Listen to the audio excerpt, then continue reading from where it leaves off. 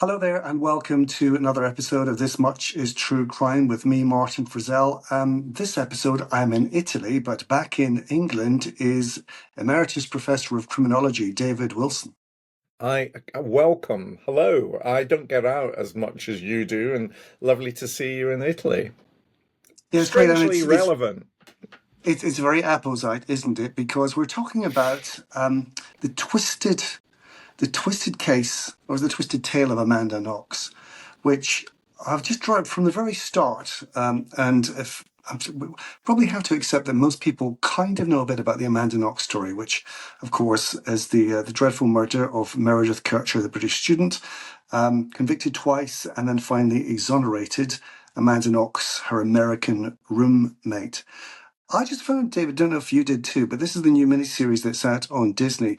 I found that the title of it, The Twisted Tale, it was kind of a strange, kind of pejorative use of the word twisted and having Amanda Knox's name in the title. I don't think it did her any favors just from the title's point of view. No, it was very odd. And I think what they're implying by the title, as you say, this is the new eight-part dramatization on Disney that's just been released. And I've seen the first three episodes.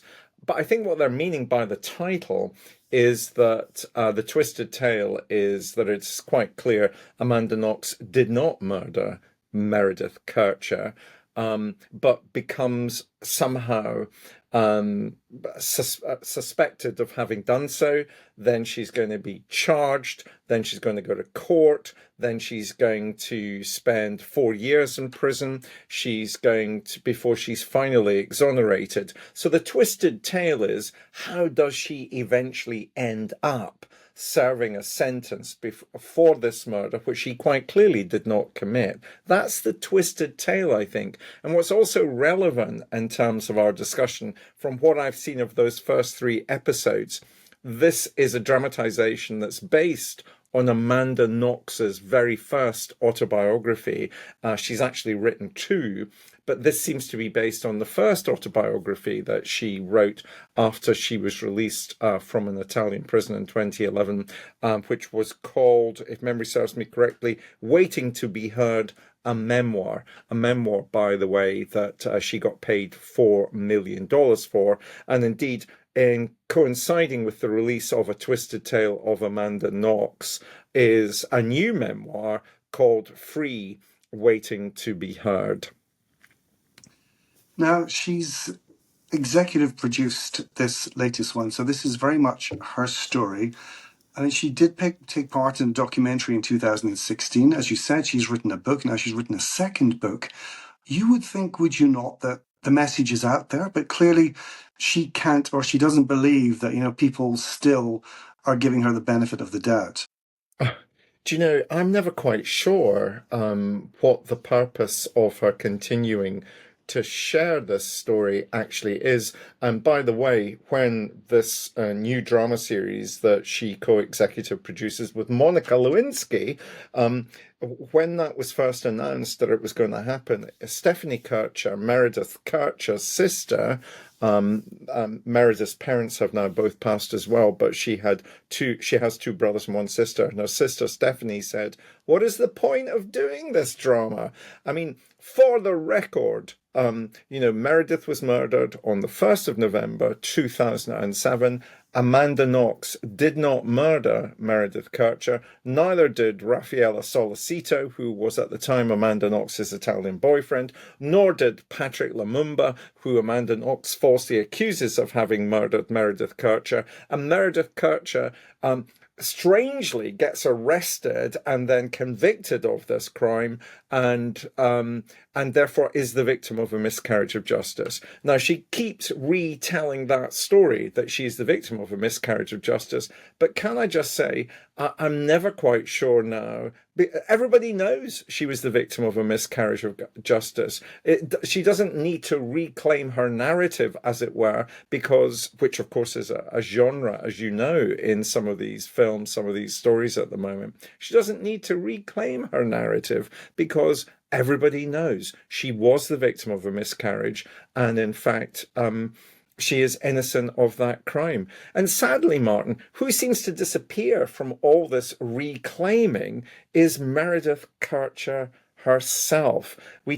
She becomes this kind of absent and abstract figure in so much of the output about the Amanda Knox story, because it always becomes the Amanda Knox story, of which Meredith Kercher, the poor girl who loses her life, becomes a bit player, which allows Amanda Knox to talk yet again about the trauma she suffered as a consequence of being the victim of a miscarriage of justice. And you're right, Meredith's her parents have passed, but her siblings are still around. And they said they're angry that this new series has come out. And as you said, they've actually said they find it very difficult to understand how this serves any purpose, really. Now, Amanda Knox will say it serves a purpose because, and as you mentioned, Monica Lewinsky is the co-executive producer on this. And it was Monica Lewinsky who met with Amanda Knox. Amanda Knox was invited to speak for the first time.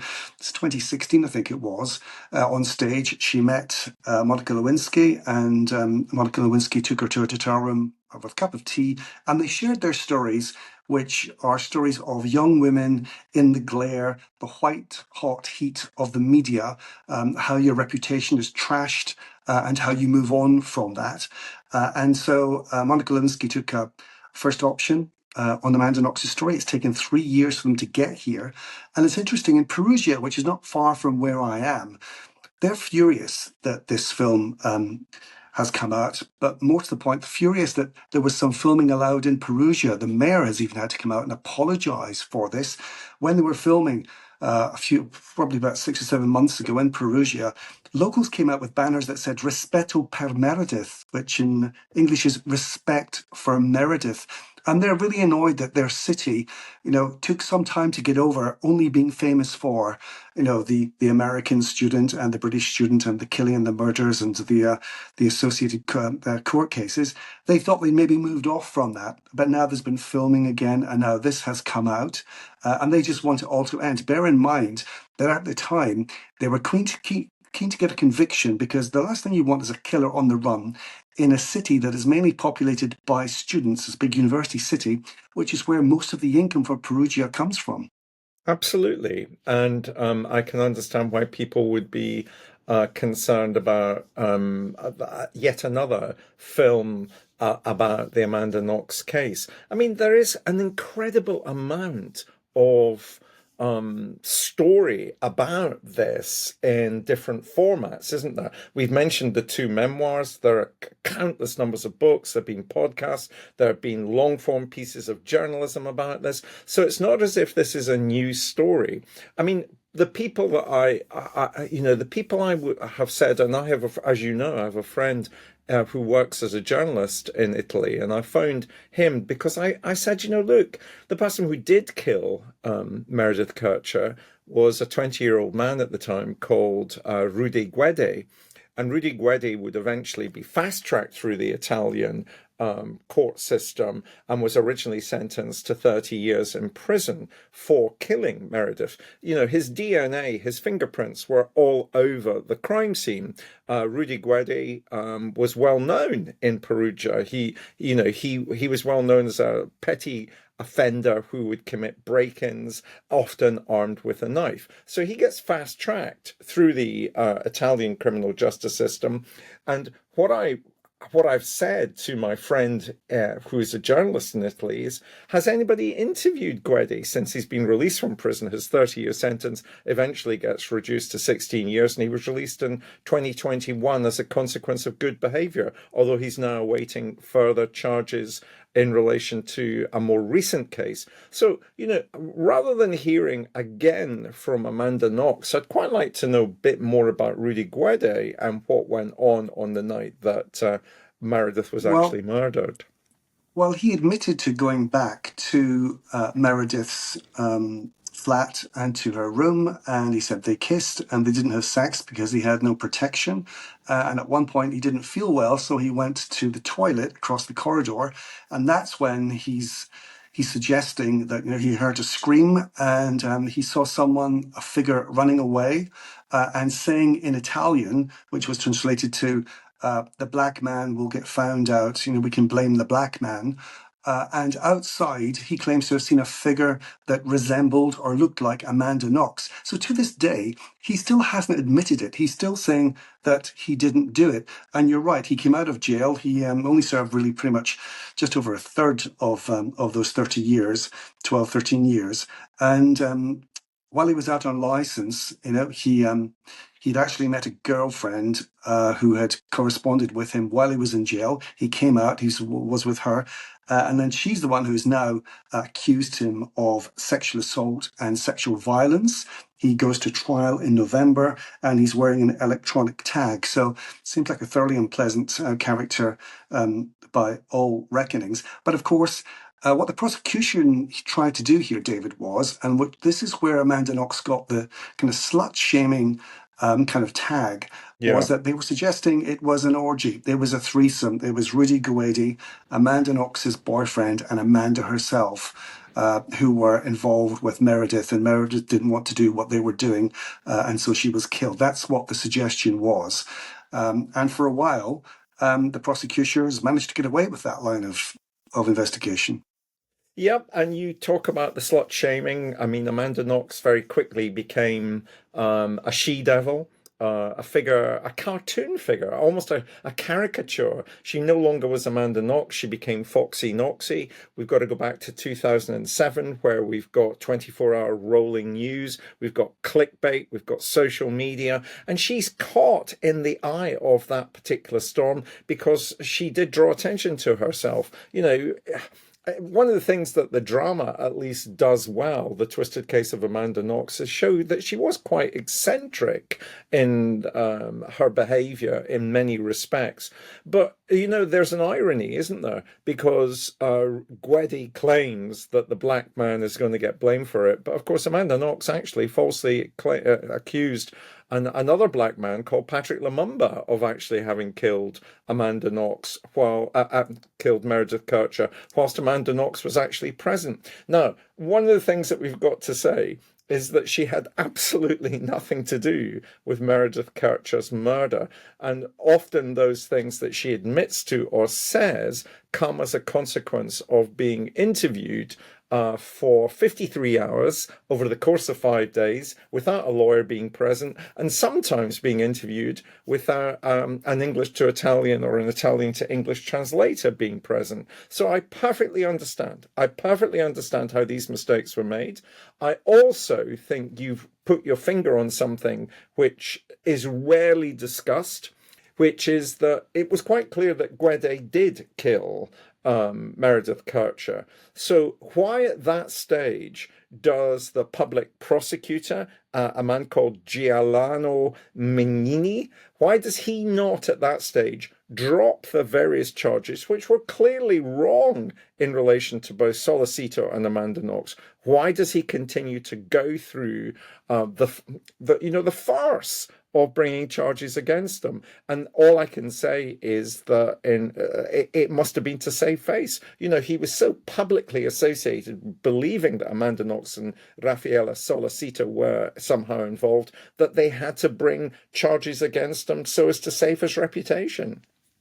To be honest, though, there were glaring abuses of police procedure that the Italians were guilty of with this case, wasn't there, David, in terms of the evidence that was abused and contaminated, and the fact that they couldn't then get an actual sort of time of death.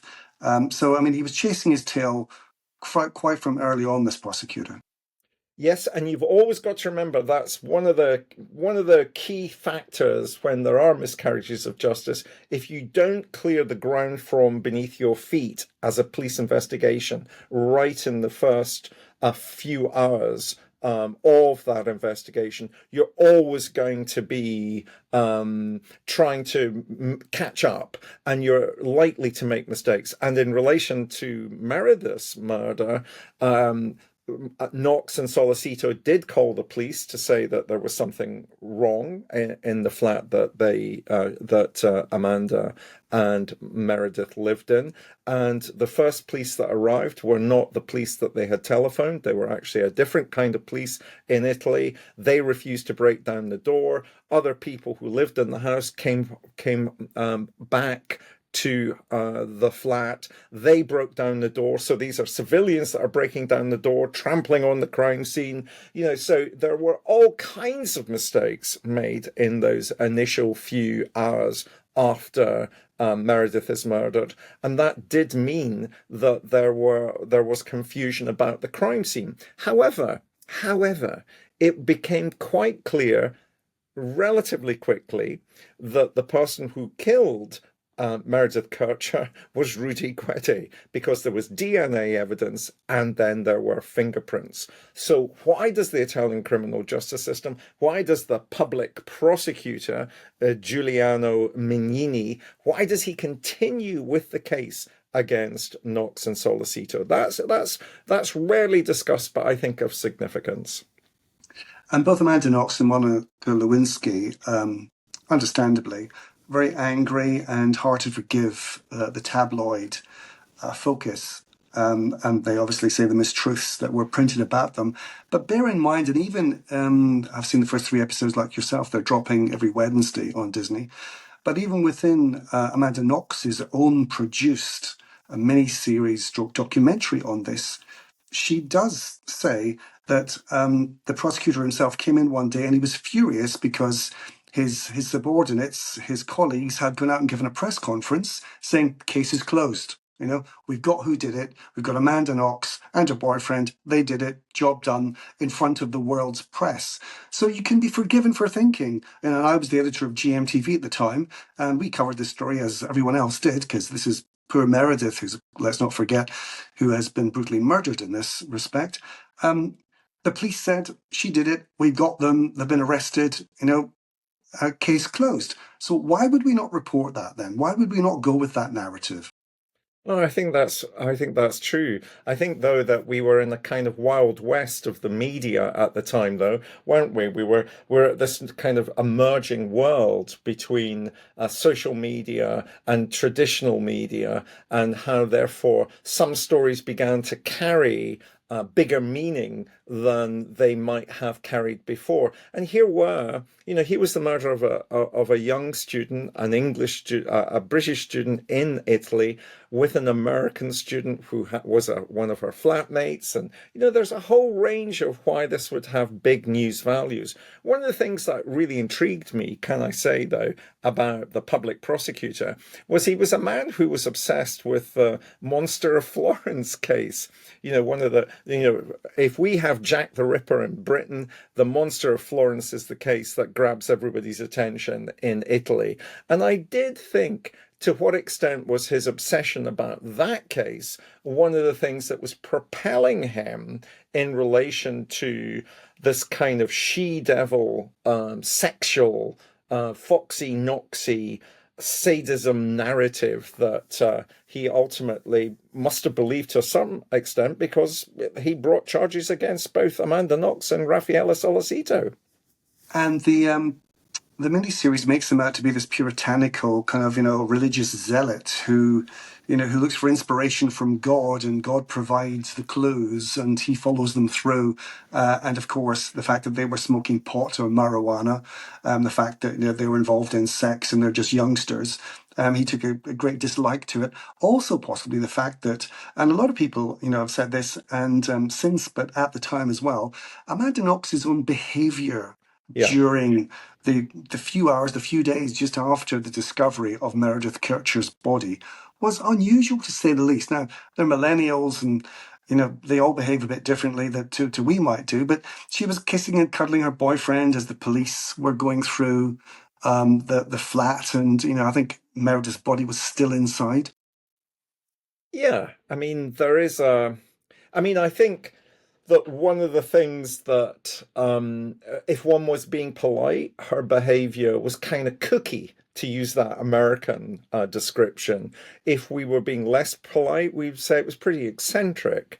it definitely drew attention of various people in Perugia towards her.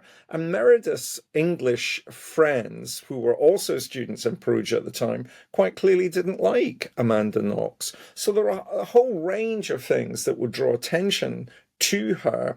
And I mean, as you know, and you're being very kind about not raising it, I had to analyze the diary that she kept while she was in prison. And I remember reading that diary and thinking that my abiding takeaways were she was incredibly narcissistic. I mean, all I can say is how I read the 80 pages of the diary that she kept. It was a great deal. It was all about, as one might say, diaries are always about the individual, but it was a great deal about her, a great deal about her and how she was Helen of Troy. She used the phrase, she was Helen of Troy. She talked about websites that had been set up dedicated to talk about how hot she looked. So her diary was this really strange collection of narcissistic musings. And who was missing in the diary was Meredith Kercher. I can only actually remember one reference to Meredith Kercher in 80 pages, but I came away and I said, from reading the diary, and I often am asked to do this, as you know, I've done it this year in live investigations. I came away saying she quite clearly didn't murder Meredith Kercher, but Amanda Knox was deeply unknowable. I didn't know who that woman was as a consequence of reading those 80 pages. I couldn't tell you anything about her beyond the fact of the basic biographical details. She was deeply unknowable as a personality. And I'm not, I feel absolute empathy for her because of the miscarriage of justice that clearly was perpetrated against her, but she was deeply unknowable. And I still feel when I watched those first 3 episodes of the new series, she remains deeply unknowable. And what I still don't understand is, now she's the executive producer on it, so she has a say in how it comes across. So A, I thought the title was odd, but B, I just thought the way that she was portrayed, I found her really unlikable as a character. Now maybe that's me. I don't like the kookiness or the eccentricity of it. I just found her generally an unlikable character, and I'm surprised that Amanda Knox or Monica Lewinsky or some of the other producers didn't make her, or maybe they did think that's likable, but I didn't particularly like what I saw really there. And if you actually look, because she's doing a bit of press around this, she's given an interview, a podcast interview, where she's breaking down in it. I think she's still suffering from PTSD. Well, this is where I think it gets broader as an issue. I think there is something about trauma in relation to what happened to her that might be unprocessed. Now, I would also say there is something about sharing trauma publicly. I recently read another Glaswegian's book, Darren McGarvey's book, The Trauma Industrial Complex, in which, because Darren McGarvey, as you know, has often had to talk about the trauma he experienced as a child and throughout his life, and because his mother was alcoholic and so forth and so forth. But he talks about being trapped in trauma, and he talks about how trauma and sharing trauma becomes a commodity, and how if you're trapped in that commodity, you begin to lose the core of who you really are. And that's my fear about these continuing stories about Amanda Knox and who Amanda Knox is or might not be, because I think she's trapped in trauma. And I think that trauma just simply becomes a commercial device to make money. I don't mean that. I mean, everybody has to make money. And I just feel that I've heard this story so often, I had no idea why this story was still being dramatized. Surely everybody knows Amanda Knox didn't kill Meredith Kercher. I suppose if we're being unkind, or if someone was being unkind, they may accuse her of being a professional victim. Well, this is the danger of the kind of always sharing one's trauma. Sharing trauma doesn't necessarily lead to clarity. Sharing trauma doesn't necessarily lead to healing. And there are dangers in sharing trauma, and that's in a sense what she's been doing. She is sharing the trauma of having been the victim of a miscarriage of justice.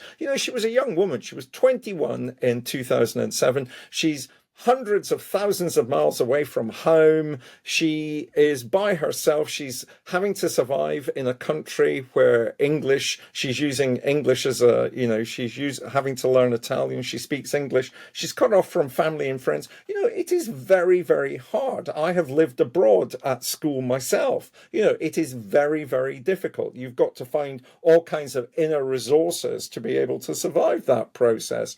But I kind of don't want to keep remembering Amanda Knox. I want to remember Meredith Kercher. I want to take seriously what Meredith Kercher's family are saying. And again, I can say something on the podcast which I haven't really spoken about publicly. I've been asked to take a part in the podcast that's presented by Amanda Knox, and I won't do so. I just don't want to go there because, why would I? What possible use would it be to continue to talk about these kinds of issues, given everybody's familiar with the story, but we're not familiar with the story of Meredith Kercher, and Meredith Kercher's family is very reluctant for these stories to continue to be in the public domain. And also, they just want to get closure and to move on and remember Meredith. And this just drags it all up again. And the fact that we're talking about it, but we're talking about it because it's multi-million-pound, very glossy, beautifully filmed miniseries by Hulu, which Disney owns, and it's out there, and people will be talking about it. And of course, it's Amanda again, as if we didn't know, telling her side of the tale. Will this be the end of it? Is this the definitive? Can we literally close the book on this one now? Well, I hope so. And I would just say I thought the first episode was really interesting as a piece of film. I thought the series was, I was kind of taken by some of the way that the story was being told. I was also intrigued that Sharon Horgan was playing Amanda Knox's mother. But at the end of the day, my difficulty with the film, even only 3 episodes in, is that I don't think Amanda Knox has any right to editorialize in relation to Meredith Kercher. I don't want to be told what Meredith Kercher might have felt or what might have been motivating her. That doesn't seem to me to be appropriate in terms of what Amanda Knox wants to talk about. I would far rather that Meredith Kercher's family were allowed to talk about Meredith Kercher. And as I say, they've always maintained a real distance, with the exception of one interview that her father gave, a real distance from the kind of media brouhaha that has surrounded what happened to Amanda Knox. We're 3 episodes in. There's another 5 to go. Can you see yourself watching the rest?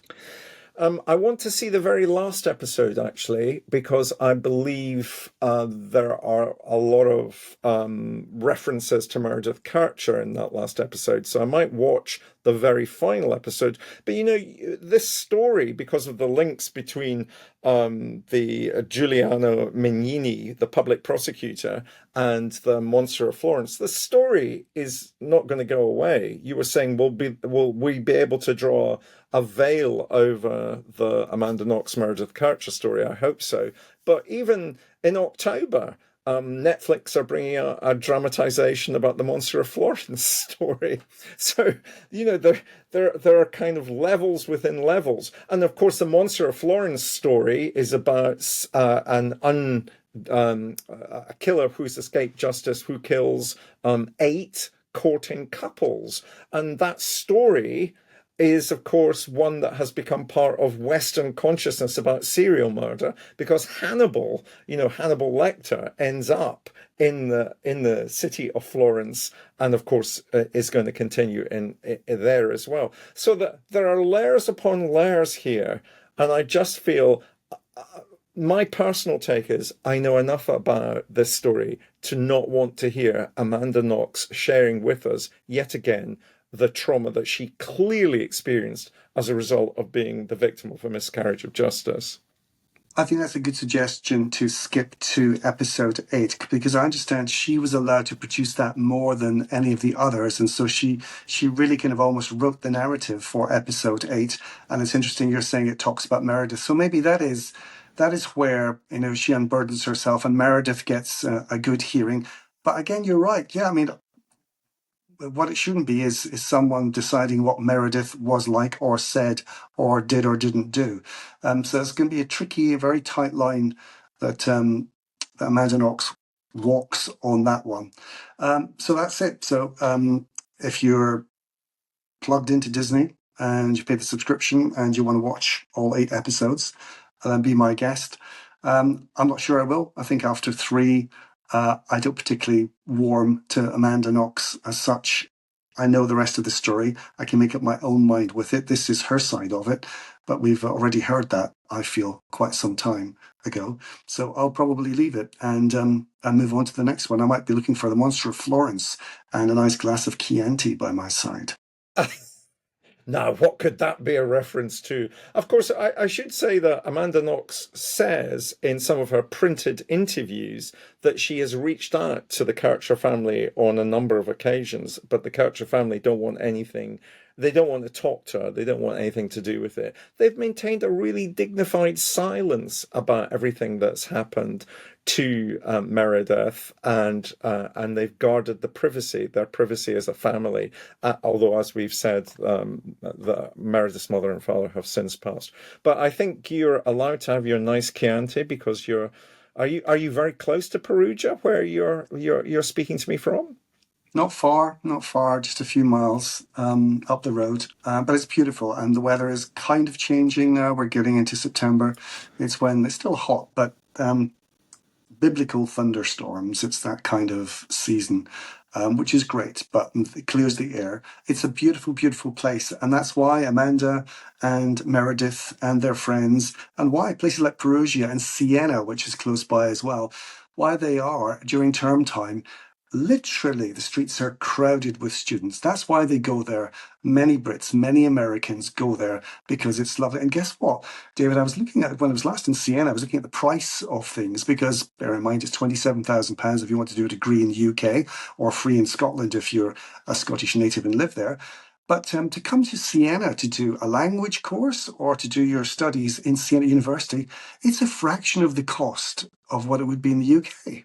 Yeah. Incredibly cheap and very good value, and just great to get out there. And of course, the whole Meredith Kercher thing probably made a lot of parents have second thoughts about sending children not just to university abroad, but also gap years abroad too.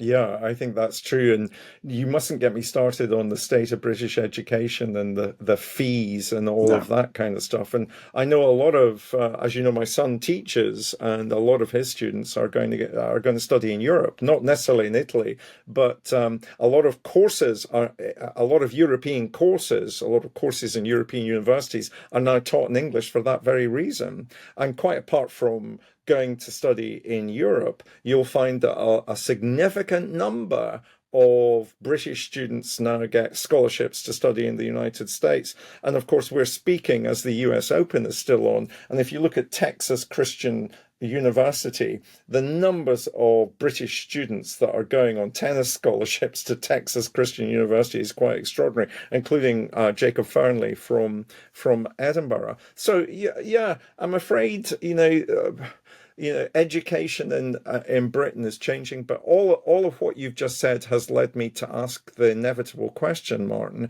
which is, what are you bringing me back? Well, I've still got some oil I promised to bring you back last time I came out these parts, so that's it.